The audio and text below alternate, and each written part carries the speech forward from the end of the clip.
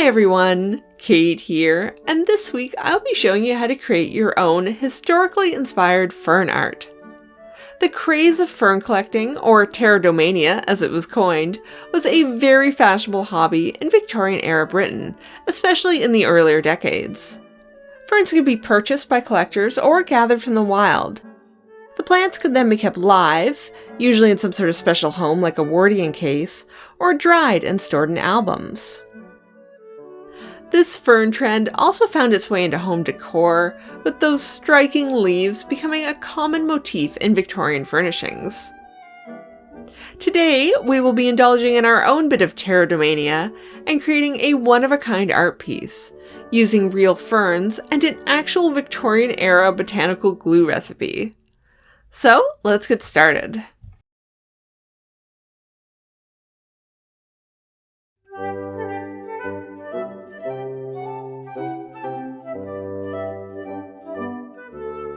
For this project, you'll first need some ferns.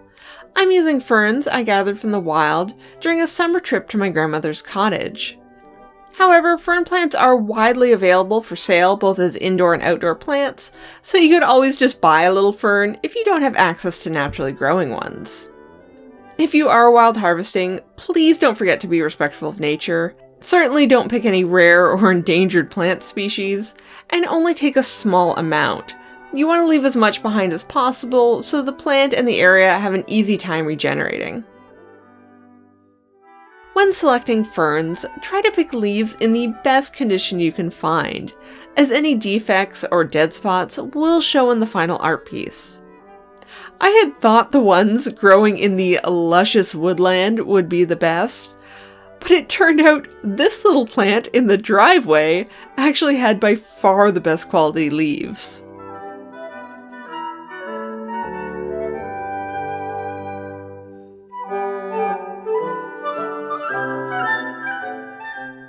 Once I'd picked a few different sizes, I carefully pressed the fern into a large hardcover book.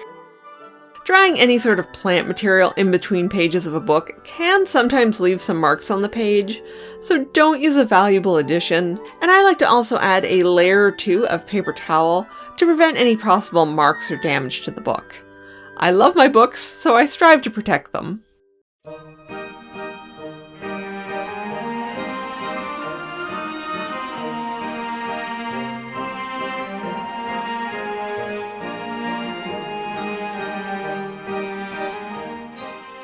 Let this sit for at least a month to allow time for the ferns to fully dry. Stacking some more books on top of this hardcover book can help ensure everything dries perfectly flat.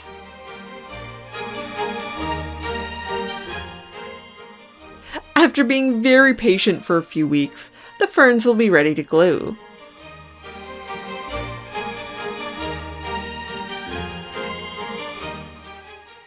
The Victorian botanical glue I'm using today is taken directly from the 1895 pharmaceutical book, Lee's Priceless Recipes. This particular recipe was originally intended as a glue meant for mounting ferns and other botanical specimens. It might have been more intended really for fern albums rather than wall art, but it works perfectly well in this application.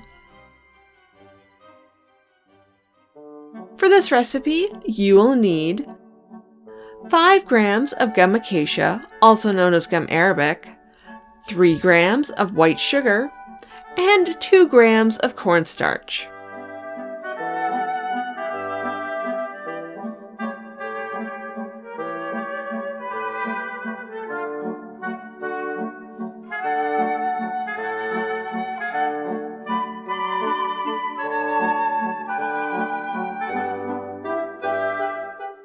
Add just enough cool water to form a thick paste. The original recipe didn't really specify how much water to add, but I used about 1/4 cup. Adding more or less water can give you a slightly thinner or slightly thicker glue.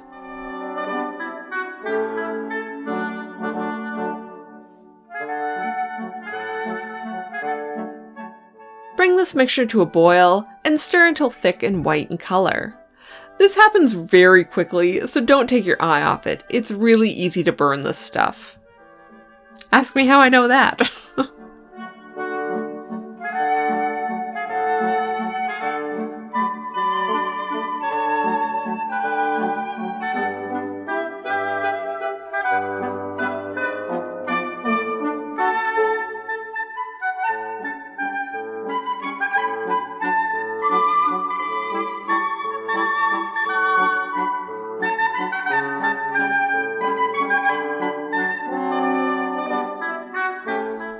mixture cool for a minute or two, and we're ready to get gluing.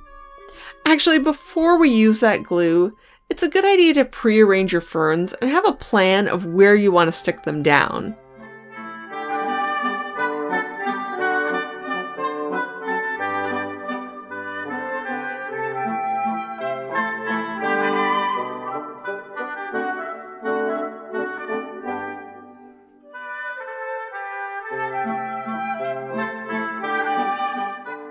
Using a small paintbrush, carefully gloop some of the paste onto the back of the ferns.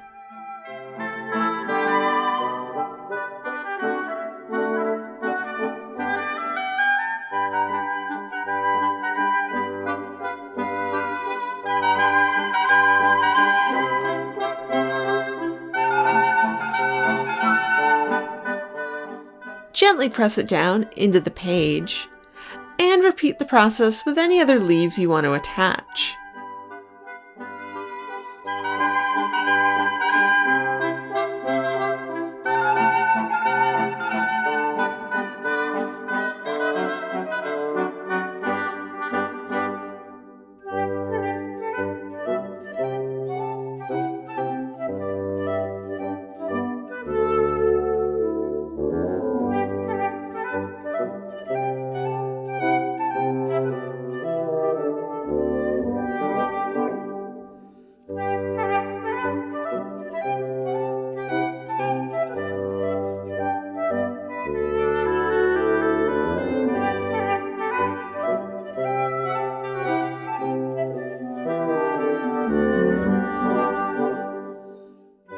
Once they're all in place, you can also add a little bit of extra glue on top.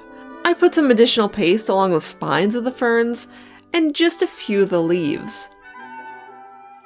I still wanted some parts to stick out in sort of a three-dimensional way so that you could tell they were real ferns, but at the same time I wanted most of the fern to be secure to the page just so that the art will be durable in the long run. Let the piece dry flat overnight, or preferably for a couple days, just to ensure everything is fully hardened.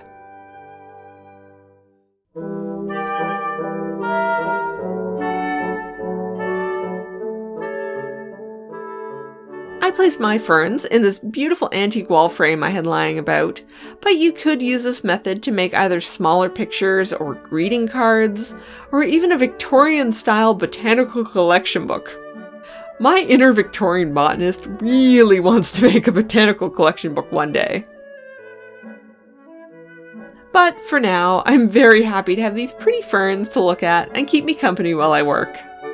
Well, as always, thank you for watching, and I will see you guys next time. Bye!